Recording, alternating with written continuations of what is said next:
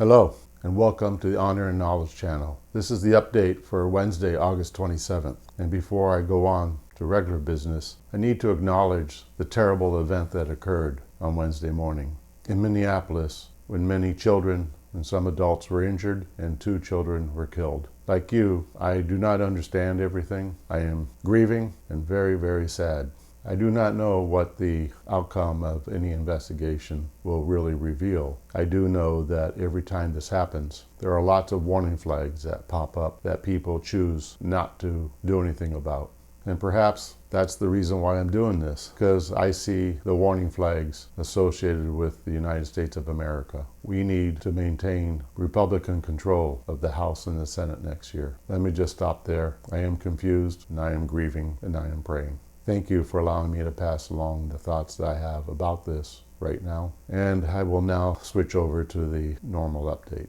Another successful week. And yes, I've lost another pound. There are 8 stars up there now. Pretty good. And we also get to talk about the number 8 state. Number 8 in the order of those who voted for President Trump in the 2024 election. The number 8 position is held by Arkansas. Now we know something about Arkansas because Sarah Huckabee is the governor. The senior senator from Arkansas is Mr. John Bozeman. He was last elected in 2022. He's an optometrist. He's a big supporter of veterans, and he won't be up until 2028. The junior senator is somebody we actually know a little bit better from the news, Senator Tom Cotton. He's an Army veteran. He served both in Iraq and in Afghanistan.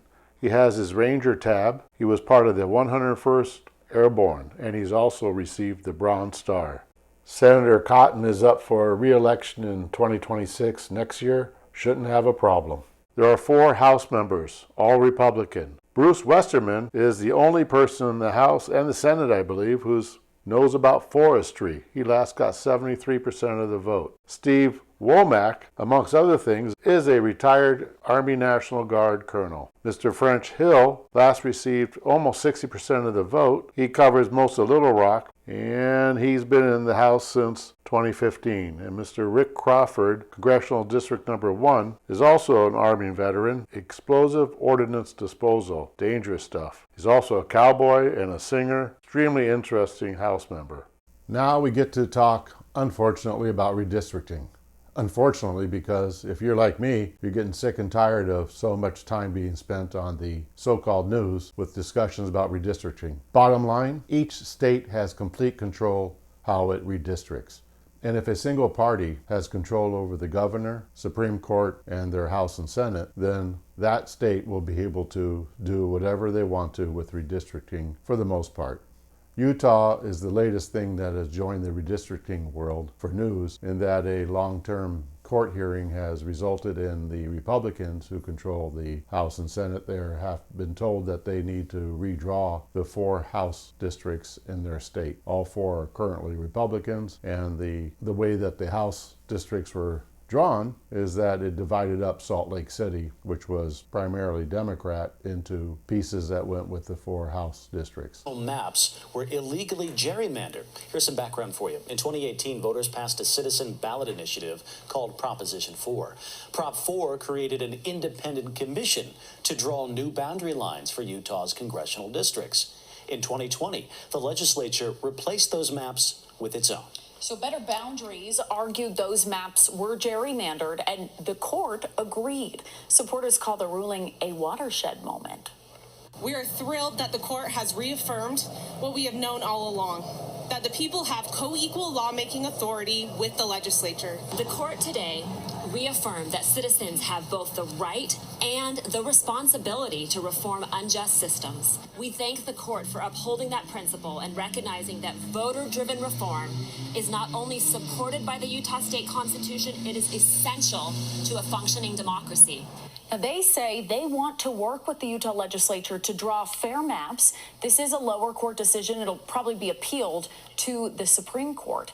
And in a statement, Senate President J. Stewart Adams and House Speaker Mike Schultz say this: while disappointed by the court's decision, we remain committed to protecting the voices of Utahns and upholding the legislature's state and congressional authority to draw congressional districts. We will carefully review the ruling and consider our next steps. Now, there is a status conference scheduled for Friday at 10 o'clock. We, of course, will keep you updated on that. The rest of the story on this is that the Supreme Court in Utah consists of 5 Republican governor-appointed justices. This decision by the judge will probably be overturned. So the latest update for redistricting: Utah, California is going to do theirs, Texas is going to do theirs, everybody else is going to do theirs. So bottom line is, unless you're in a state that's doing the redistricting, it's probably not a lot of interest to you. Now in Florida, I know that something's going to be happening next year. And I'm very interested in that because, as we said last week, it involves redistricting because we may get another 1 or 2 or maybe even 3 House seats if they really take a good look at the 2020 census and how the Biden administration bastardized the results. Number 2, there's a population shift that went on in Florida, and if the Florida legislature and governor want to redistrict, they can. And lastly, there was a Florida State Supreme Court, and I think the federal Supreme Court are getting involved with the Voting Rights Act, and does it or does it not require that you put all of one ethnic group into a House seat. For those 3 reasons, Florida will probably be redistricting next year and will gain a bunch of House seats probably for the Republicans. Oh, by the way, if anybody's interested in seeing a very concise, short video about what gerrymandering is, there is a pretty good one that I'll reference in the description. I think it's about 2 minutes or less.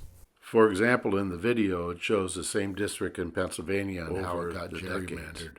In other election news, there's President Trump and other things. Control of Congress at stake in next year's midterm elections. President Trump is doubling down on efforts to end mail-in voting. The president says it's a fraud.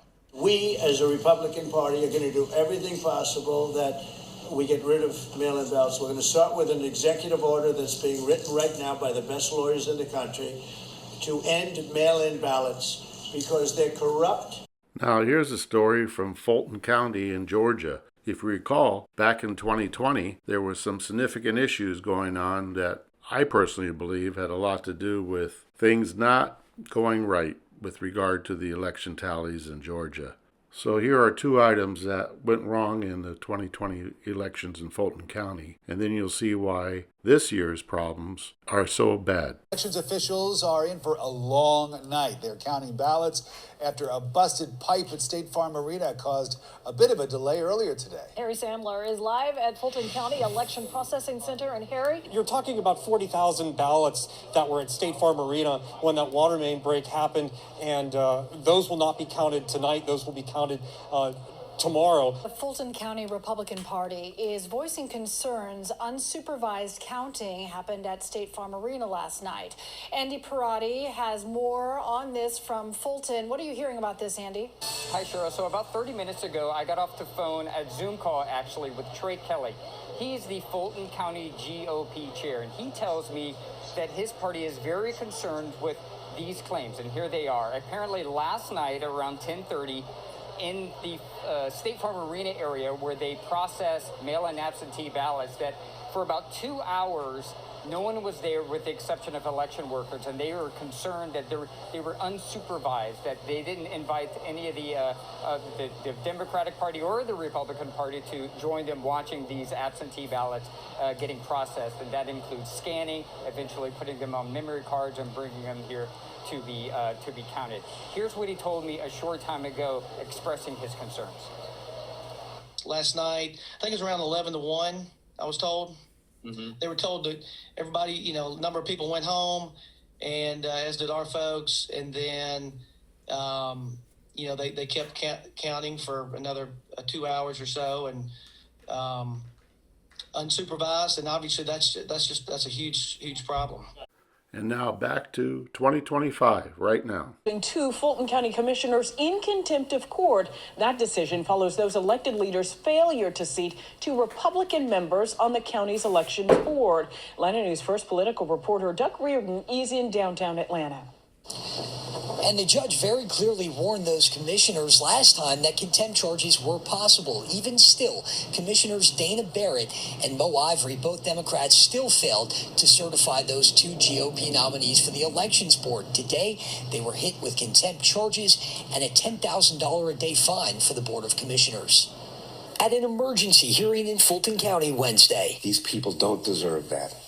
They don't deserve to be criminally cited. They made a conscious decision to willfully disobey this court's order. Attorneys sparred over the failure of the Fulton County Commission's Democratic members to appoint 2 Republicans to the election board. By law, the board has to have 2 GOP members. No one should force an elected official or any voter to cast a particular vote. We're opening up a very scary door. But in recent votes, Commissioners Mo Ivory and Dana Barrett said they'd rather face contempt than appoint Jason Frazier and Julie Adams. Frazier is a noted election critic who's challenged thousands of voter registrations in the county since 2020. Adams is a current elections board member who just last year all in favor say aye.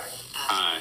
Okay, all opposed? No. Voted not to certify the county's presidential primary results. They're election deniers, and they're doing everything they can to undermine faith in the election process in Fulton County.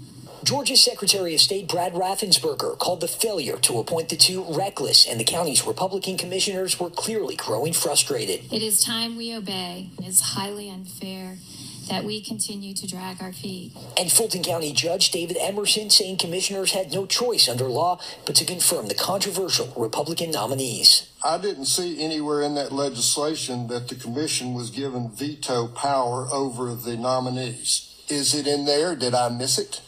Certainly did not. Okay, so and that's my concern. They don't have veto power because of the law that applies to this selection process. And that A statement from the Georgia Republican Party, who is behind this lawsuit today, called the ruling a major victory and thanked Frazier as well as Adams for their steadfast leadership.